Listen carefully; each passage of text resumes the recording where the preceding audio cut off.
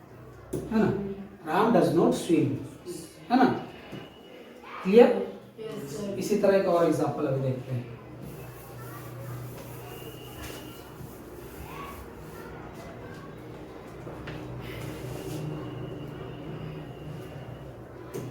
वह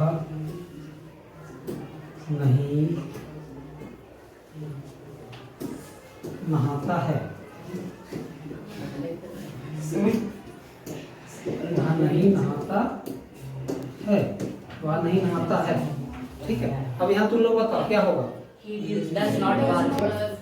do not लगाने का गलती नहीं करना, क्योंकि यहाँ पर वह आ गया, वह का इंग्लिश यहाँ पर नहाता है, ता है तो समझ जाना कि ही लगेगा, और ती रहता तो समझना कि सी लगेगा। ठीक है। तो यहाँ हमारा लग जाएगा ही, और ही के साथ डज नॉट, नहाना का बात। ठीक है। V1 लग गया, ही डज नॉट बात। क्लियर। तो नेगेटिव भी हमको लगता है क्लियर हो गया होगा। Yes, sir. अब आ जाते हैं हम लोग इंट्रोगेटिव में, इसको मिटा देते हैं। अब आ जाते हैं इंट्रोगेटिव में। एकदम